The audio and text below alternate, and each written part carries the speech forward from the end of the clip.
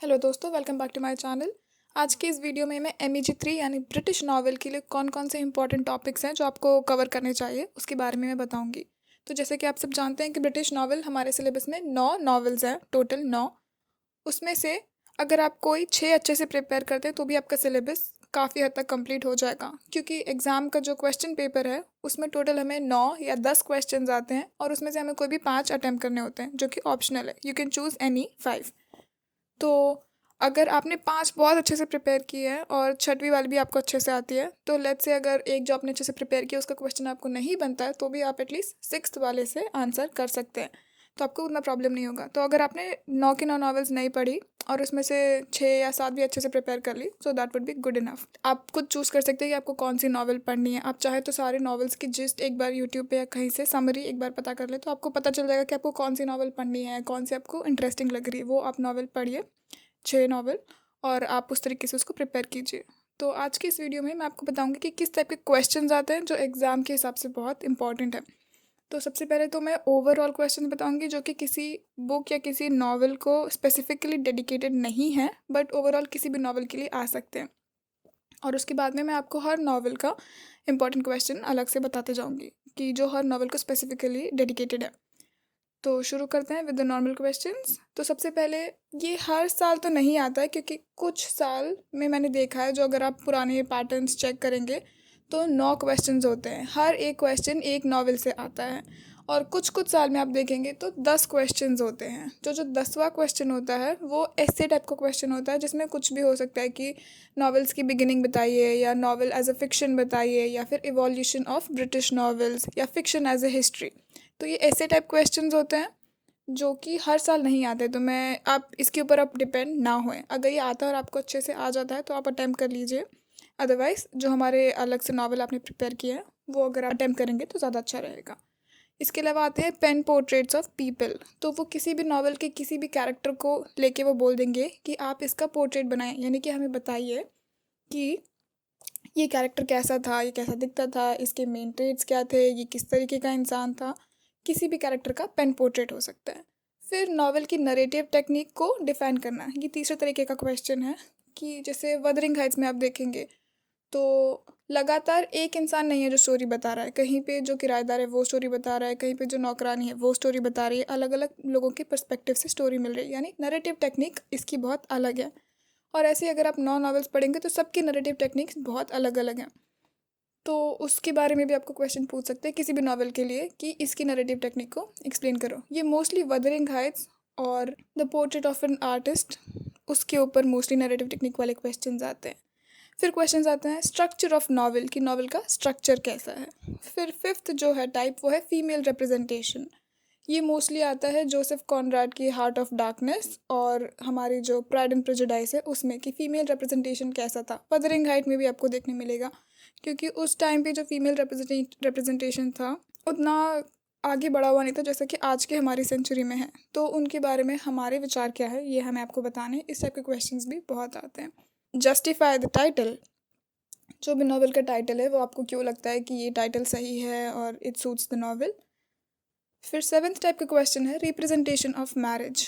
ये आपको आएगा मोस्टली जेन ऑस्टिन की जो नॉवल है प्राइड एंड प्रेजुडाइस और वदरिंग हाइट्स में भी, क्योंकि मैरिज का क्या इम्पैक्ट है और किस तरीके से उस टाइम पे मैरिज हो रही थी। वो प्यार के लिए नहीं हो रही थी सारी मैरिजेस। इनफैक्ट मोस्टली केसेस में आप देखेंगे कि उनको अपनी प्रॉपर्टी यहाँ से वहाँ करनी है, या फिर लड़की अकेले रह जाएगी तो क्या करेंगे, तो उसकी शादी करा दो। इस तरीके से ज़्यादा उनकी मैरिजेस चलती थी।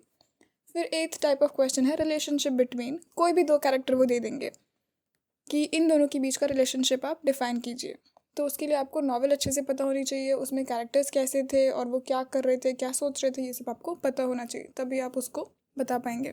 फिर पोर्ट्रेल ऑफ वेमेन, की औरतों को कैसे दिखाया गया है। It is somehow similar to female representation, but फिर भी उनका पोर्ट्रेल कैसे वो आपको थोड़ा अलग से बताना पड़ेगा।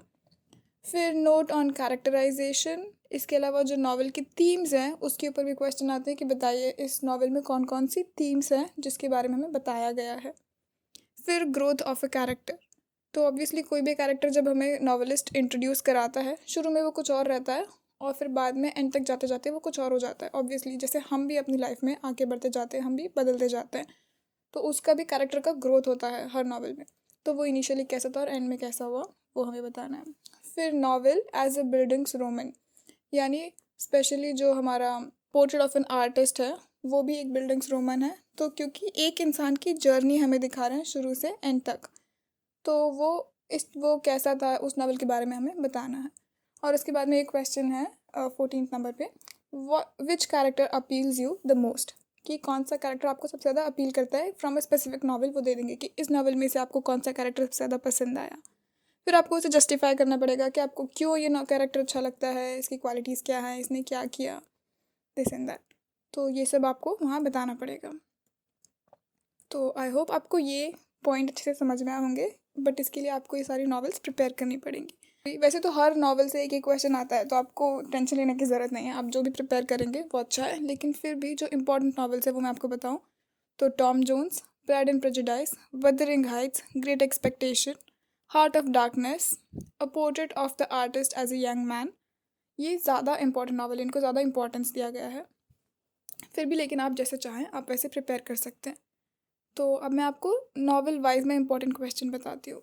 तो जो टॉम जोन्स है, अगर आप पढ़ने की कोशिश करेंगे भी या आप ढूंढेंगे उसके बारे में, तो ये नॉवल ऑलमोस्ट 20 डिफरेंट पार्ट्स में डिवाइड की हुई है और बहुत ही बड़ी नॉवल है। तो मुझे नहीं लगता कि आप उसको पूरा पूरा पढ़ पाएंगे। कर सकते हैं तो बहुत अच्छी बात है, but it's a bit difficult.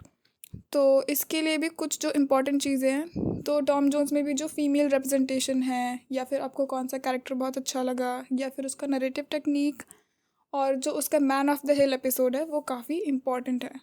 तो वो सब आप प्रिपेयर करिए। फिर प्राइड एंड प्रेजुडिस बहुत इंपॉर्टेंट नॉवल है, इसको ना मिस करें तो ज़्यादा अच्छा है। इसमें education and accomplishment of women और ओवरऑल एजुकेशन और उनका अकम्पलिशमेंट क्या है उसके बारे में क्वेश्चन आ सकता है। फिर मैरिज एज एन इंस्टीट्यूशन, जैसे कि मैंने बताया कि शादी सिर्फ प्यार के लिए नहीं बल्कि इसलिए कि प्रॉपर्टी का लेना देना इधर हो जाएगा, ऐसा। फिर लव एंड मैरिज, इसके ऊपर क्वेश्चन आता है एज अ थीम। फिर significance of pride and prejudice, तो अगर आप ये बुक पढ़ेंगे तो आपको समझ में आएगा कि कौन प्राइड है और कौन प्रेजुडिस है, इसके ऊपर भी क्वेश्चन आते हैं। फिर reflection of class and gender, क्योंकि आप बुक पढ़ेंगे अगेन तो आपको समझ में आएगा कि क्लास और जेंडर के बेसिस पे लोगों को बहुत अलग अलग तरीके से ट्रीट किया जाता है, तो उसके बारे में नोट लिखना है। फिर हम आते हैं अपनी तीसरी नॉवल वदरिंग हाइट्स।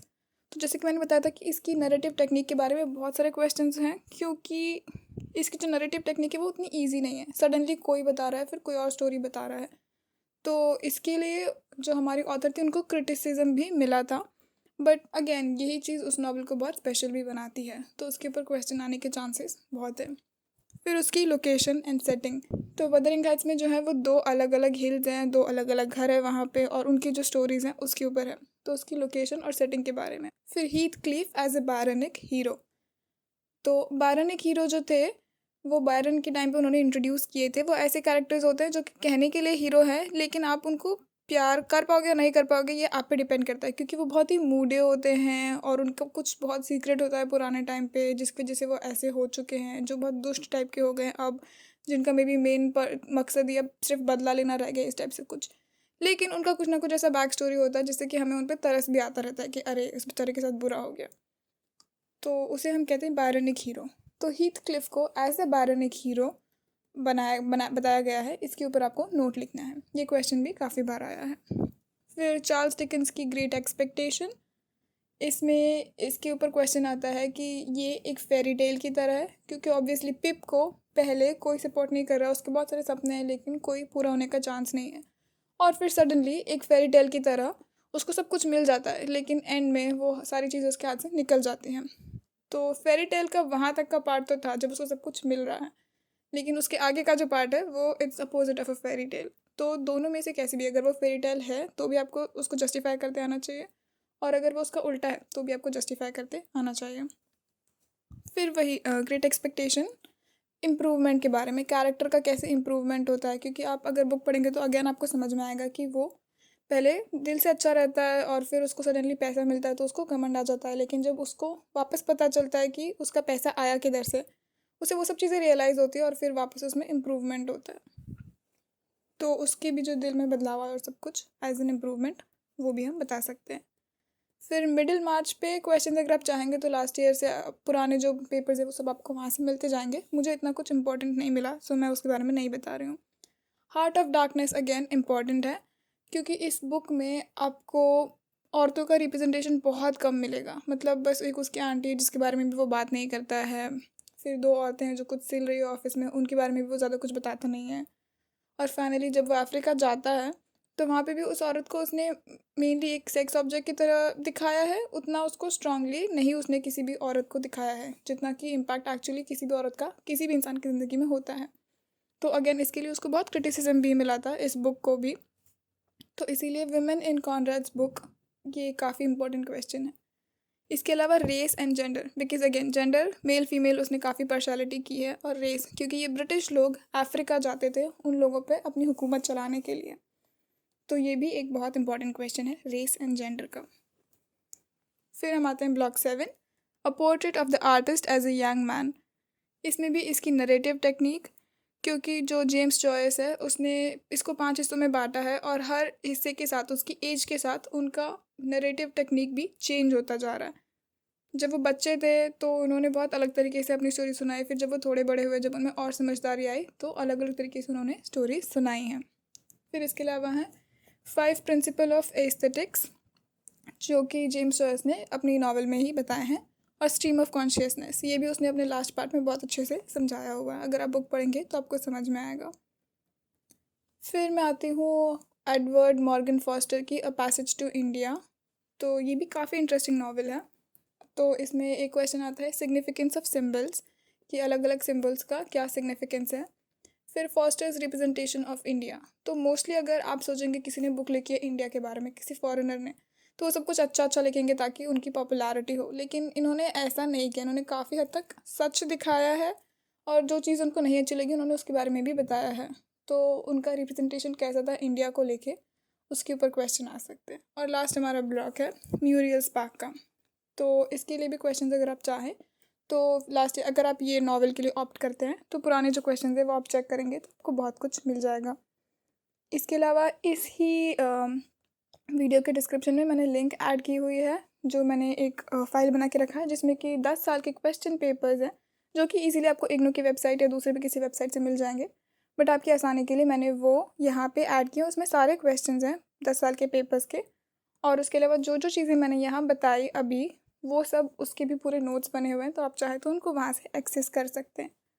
और अगर आपको कन्फ्यूजन है कि आपको कौन सी नॉवेल्स के लिए ऑप्ट करना चाहिए, कौन सी नॉवेल्स आपको पढ़नी चाहिए, तो अगर आप चाहते हैं कि मैं इसके लिए इसके ऊपर कोई वीडियो बनाऊँ तो आप प्लीज़ मुझे बताइए, तो मैं आपकी हेल्प कर सकती हूँ कि आपको कौन सी नॉवेल चूज़ करनी चाहिए और कौन सी नॉवेल पढ़ना ज़्यादा अच्छा रहेगा। सो अगर आपको ये वीडियो अच्छा लगा हो तो प्लीज़ मेरे चैनल को सब्सक्राइब करना ना भूलें, और मुझे कमेंट सेक्शन में ज़रूर बताओ, उससे मुझे बहुत मोटिवेशन मिलता है।